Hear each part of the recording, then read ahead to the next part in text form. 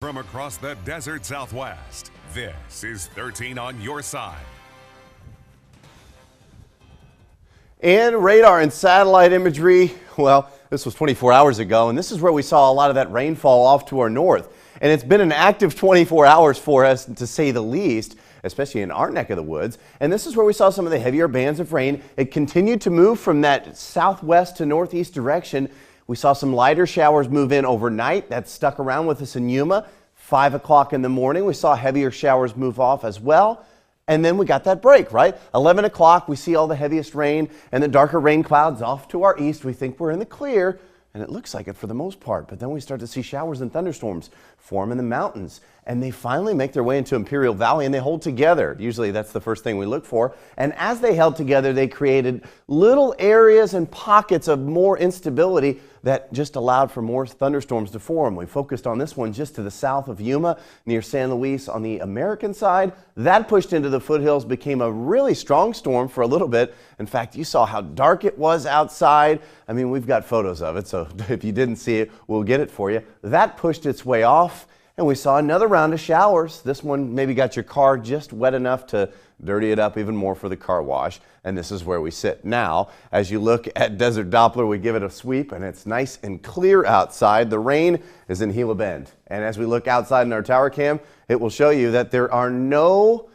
raindrops on it. Like 24 hours ago, we did see a little bit of rain on this, and it was nice for a little Sunday evening. And even as we zoom out just a little bit, you can see it's all smooth sailing on 4th Avenue. Now, not the case earlier, and this is what we'll show you. Here were some of the photos we sent. Miguel sent this in. I mean, this is monsoon-like. I mean, we saw some very strong-looking storms, and this is one as we get, hopefully he was safely driving. I think that was a passenger photo. We always encourage that, of course. This was another one. This was a great rainbow looking over Telegraph Pass. We had so many rainbow photos.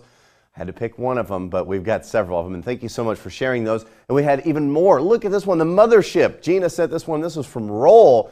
Very impressive thunderstorm for this time of the year, considering we only made it up into the middle 60s throughout the area. And generally, we get these when it's a little bit warmer and more humid. Now, how much rain did we get? Well, in the Yuma area, you saw just about 3/10 of an inch. Foothills as well, a little bit more, about 1/2 inch in El Centro and Imperial Valley. But look at Blythe, near 1 inch of rain.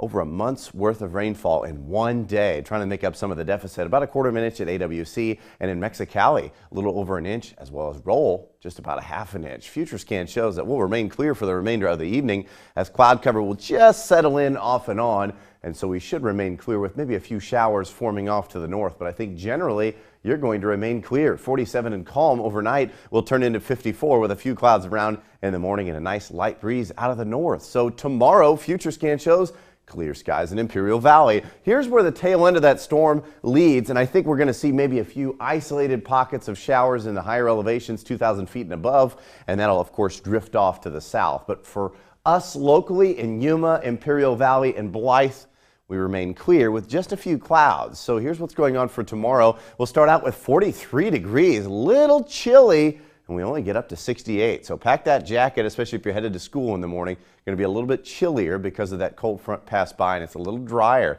as we start to see things dry out, but I can't rule out even isolated pockets of fog. That system pushes off into the Midwest, and then we see high pressure dominate yet again.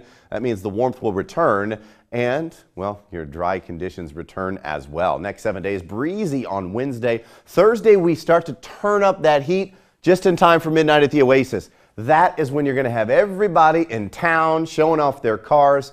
And of course, you want it to be a little bit warm so you can walk around and enjoy. And you're going to be just in time for that as we see warmer air settle in, not only at Yuma, but Imperial Valley as well as we head into the daylight saving time weekend. That's on Sunday. And if you have one of those old-fashioned clocks like I do, you might want to set that back. Otherwise, just let your phone handle the business and it'll take care of you as you head into next week. But just it seems like all 3 seasons in 1 week. Stay with us. We'll be right back.